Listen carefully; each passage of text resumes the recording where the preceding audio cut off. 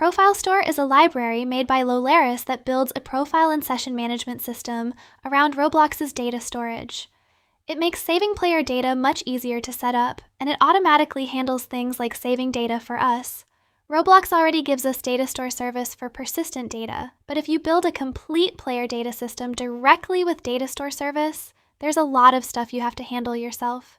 Instead of thinking about our players' data as just a bunch of values stored in a data store, ProfileStore lets us think of that data as a profile belonging to a player.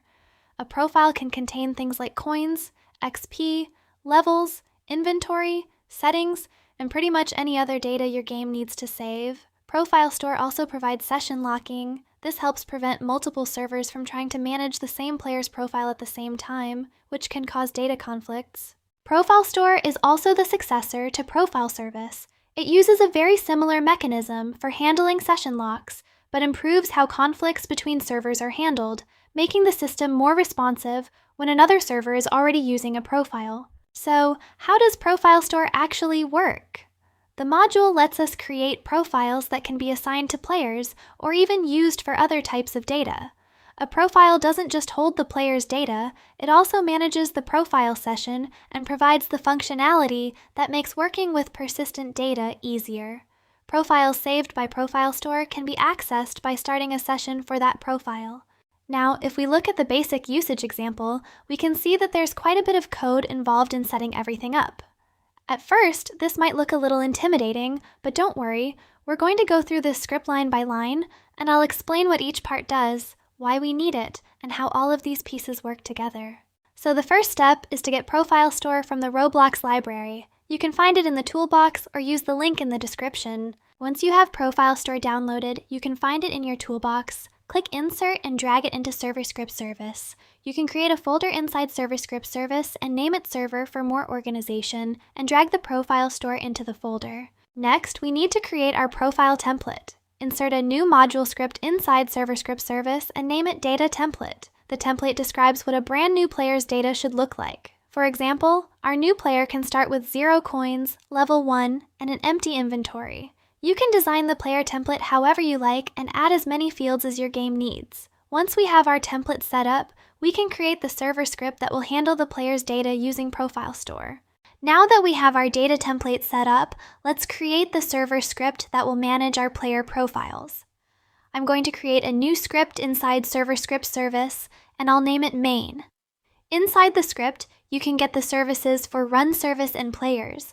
Also require the ProfileStore and data template we've added earlier. Make sure the path for requiring the module script is correct.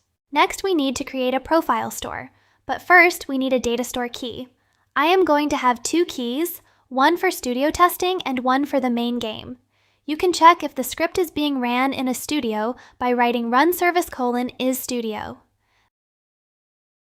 Then we can create the ProfileStore.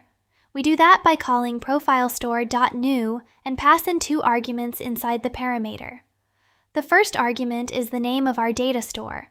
The second argument is our data template, which tells ProfileStore what the default data should look like for a new profile. We should also keep track of the profile somewhere. One simple way to do this is with a table. Then, after successfully loading the profile, we can store it using the player's user ID.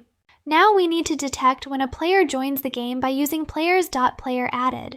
Inside of it, we're going to load that player's profile using startSessionAsync to start a profile session for the player's data. First, we need to give each player a unique profile key. A simple way to do this is by using their user ID. We will also need to pass in a table with a cancel parameter.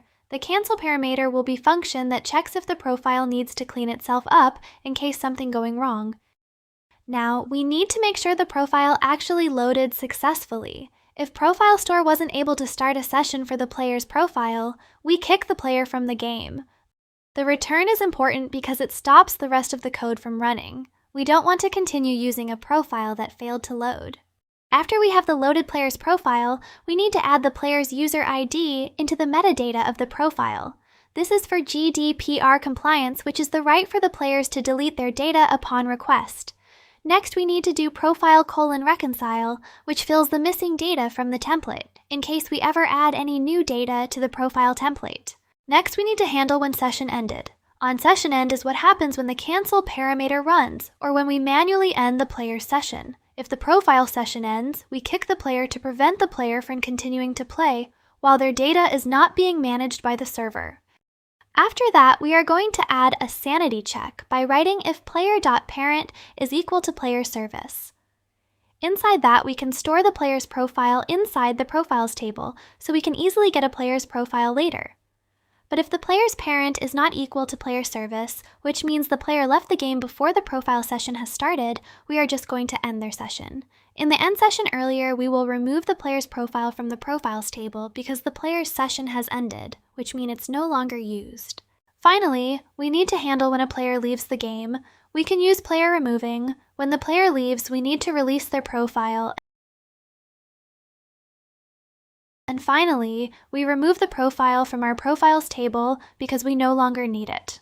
Lastly, you need to add an early joiner check, in case players have joined the server before the script ran. You can copy the code inside player's added function and paste it into here.